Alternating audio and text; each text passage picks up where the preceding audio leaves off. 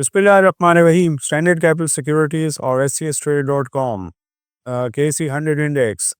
मेरे पिछले जो वीडियो में मैंने आपको ज़िक्र किया था कि काफ़ी वॉलीटिलिटी है, ऊपर नीचे चीज़ें हैं, तो वो सिलसिला हुनूस जारी है।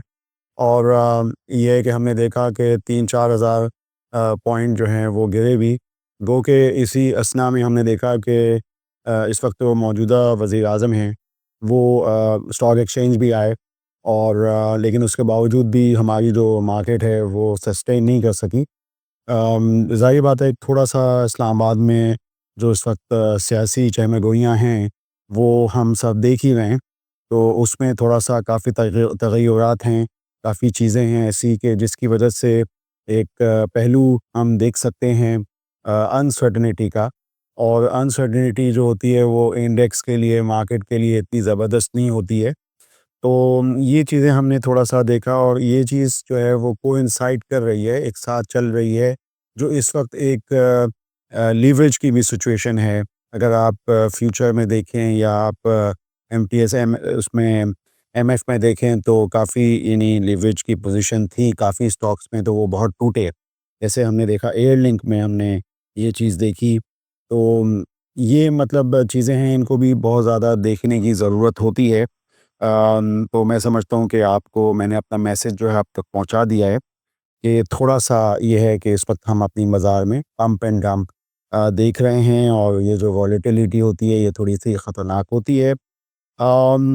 अब इस चीज़ को कैसे हम यानी बीट कर सकते हैं?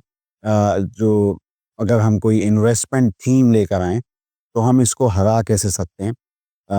तो इसमें सबसे पहली बात तो ये है कि आप चूज़ करें डिविडेंड अच्छे स्टॉक्स या डिविडेंड स्टॉक्स।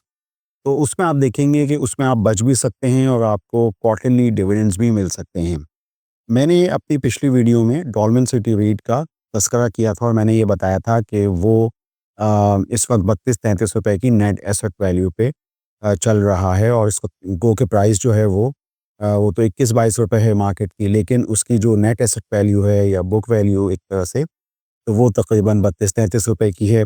हमारी वेबसाइट पे आप स्नैपशॉट पे भी देख सकते हैं और इनके अकाउंट से भी देख सकते हैं। तो ये डिस्काउंट है जो मिल रहा है आपको। साथ में उनका एक डिविडेंड भी आ गया, 55 पैसे का डिविडेंड है। मैं समझता हूँ कि बहैसियत इन्वेस्टर ऐसे सूरत हाल के अंदर आपको चाहिए कि आप डिविडेंड को अवेल करें और अपने आप को बचाएँ।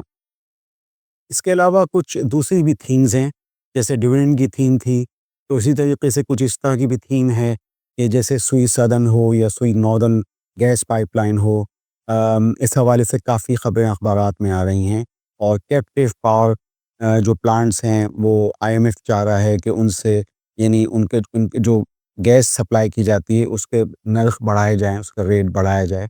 इस वक्त जो है वो तकरीबन जैसे 3000 रुपए पर एमएमबीटीयू पे तकरीबन ये कैप्टिव पावर प्लांट्स को जो कंपनियों के होते हैं, पाकिस्तान की जो इंडस्ट्रियाँ हैं, उनके जो कैप्टिव पावर प्लांट्स हैं उनको जो है वो 3000 रुपए पे सप्लाई होती है। तो ये बातें और चहमगोइयाँ हैं कि ये अगर 26% इस तरह कुछ बढ़ता है, जैसे मीडिया में आ रहा है, तो ये तकरीबन 3750 या इस तरह 3500 भी फ़र्ज़ करें होता है।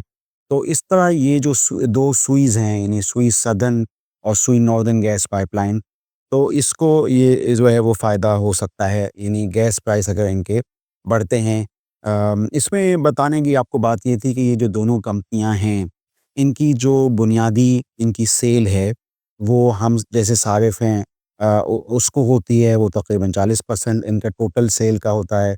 और इसके अलावा जो इंडस्ट्री है उसमें प्रोसेसिंग इंडस्ट्री है वो तकरीबन 20% है। और वो इंडस्ट्री जिनके पास कैप्टिव पावर प्लांट हैं, मसलन जैसे गुल अहमद है या मसलन जैसे निशात मिल है, इस तरह की बहुत सारी कंपनियां हैं टेक्सटाइल के, अपने उनके अपने कैप्टिव पावर प्लांट होते हैं। तो उनको जो इस वक्त सेल प्राइस हो जाएगी, अगर फर्स्ट करें कि कैप्टिव पावर के जो रेट्स बढ़ते हैं आईएमएफ के ईमा पे, आईएमएफ के दबाव पर, तो वो अगर ज़्यादा होते हैं तो ये दोनों सुई कंपनियां जो हैं, इनमें इनको जो है इसका फ़ायदा हो सकता है। तो इस बुनियाद पर अगर हम वैसे भी इनकी एनालिस्ट ब्रीफिंग्स में देखें जो हमने अटेंड की थी, तो उसमें हमें यही बताया गया था कि इनके जो यूएफजी इनके लाइन लॉसेस हैं, उनमें काफ़ी कमी वाक़ई हो गई है। हुसैन सुई सदर्न गैस के सिलसिले में ये बताया गया था कि अगर बलूचिस्तान के फैक्टर को माइनस किया जाए, तो इनकी जो लाइन लॉसेस हैं वो काफ़ी कम हो गए हैं, मसलन 6%। तो ये सब चीज़ें जो डेवलपमेंट हैं वो इन दोनों सुई कंपनीज़ में हो गई हैं। एक तो इनकी गैस प्राइसेस बढ़ रही हैं, नर्ख बढ़ रहे हैं। ये चीज़ मैं बिलों की शक्ल में आपको पहले भी बताता रहा हूँ, आपको घर में मिलते होंगे, आप सारिफ़ हैं।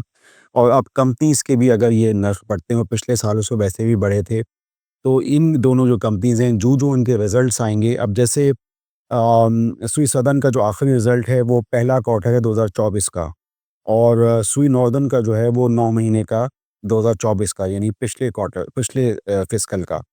तो ये है कि अब आगे जूँ-जूँ अगस्त से जैसे ही वेट होते हैं, तो वो रिज़ल्ट्स आगे आते रहेंगे, आगे 5, 6, 8 महीने में आएँगे। तो ये जो यानी इनकी जो सूरत-ए-हाल जो है वो बेहतर हो सकती है, जैसे कि हमने सुई सदर्न के आखिरी नतीजे में हमने देखा था। तो ये मुझे बताना था। अब ये है कि मैं आपको गाड़ियों के हवाले से भी बता देता हूँ कि पामा के नंबर्स में हमें उम्मीद है कि होंडा कार के नंबर्स जो हैं वो बेहतर होंगे। मसलन ये कि पिछले क्वार्टर में 3100 गाड़ियाँ थी, तो इस दफ़ा जो हमें पामा के नंबर्स से हम खुद गिनती करें, तो वो तकरीबन 3700 600-700 के लगभग गाड़ियाँ। तो इसमें उम्मीद की जाती है कि होंडा कार जो है अपने सेकंड क्वार्टर की तरह नताइज शो नहीं करेगा, बल्कि बेहतर नताइज 3700 या 3600 गाड़ियों की बुनियाद पे करेगा। थर्ड क्वार्टर पे नताइज अच्छे होने चाहिए होंडा कार के, जो कि पिछले क्वार्टर्स में इतने अच्छे नहीं थे, वो इस दफ़ा अच्छे होने चाहिए। क्योंकि सेल बढ़ रही है तो नताइज भी अच्छे होने चाहिए, तो सबकी डिमांड होती है। अच्छा, इसका अलावा एक बहुत ही अहम डेवलपमेंट है, वो गनी ऑटोमोबाइल के अंदर है। उनकी नई गाड़ी जो है वो लॉन्च हुई, और वो जैक के ट्रक्स हैं, जिसे हम ये डाला कहते हैं। तो उस इंडस्ट्री के अंदर जो है वो एक बेहतर हमें क्वालिटी मिल रही है, और ये चीज़ हमने मुख्तलिफ पार्क व्हील्स वगैरह की उसमें देखी। तो जैक हंटर जो है सनरूफ वाली गाड़ी, वो GAL के अंदर आ रही है, गनी ऑटोमोबाइल के अंदर। आप देखें तो उनके जो पहले क्वार्टर के नताइज थे वो ₹10.55 के थे। अब इस डेवलपमेंट के बाद जैसे जैक गाड़ी है, तो ये मैं समझता हूँ कि एक मस्बत चीज़ हुई है। तो इस पे आप इस कंपनी को भी देखिएगा। मैंने अपनी इस गुफ्तगू के अंदर आपसे मार्केट के हवाले से बात की, और मैंने ये बताया कि आप मार्केट के उतार-चढ़ाव को बीट करने के लिए पैसिव डिविडेंड वाले स्टॉक्स, जिसमें मैंने डॉलमेन सिटी रेट का ज़िक्र किया, उसके डिविडेंड का ज़िक्र किया। इसके अलावा मैंने 2 सुईज़ यानी सुई सदर्न और सुई नॉर्दर्न का ज़िक्र किया, जो IMF बीमा पे जो मामलात चल रहे हैं, और उसके अलावा मैंने पामा के नंबर्स के हवाले से होंडा कार और GAL पे बात की। आप स्टैंडर्ड कैपिटल सिक्योरिटीज़ के यूट्यूब चैनल को सब्सक्राइब कीजिए और हमारी मारूज़ात पर गौर कीजिए। आपका शुक्रिया।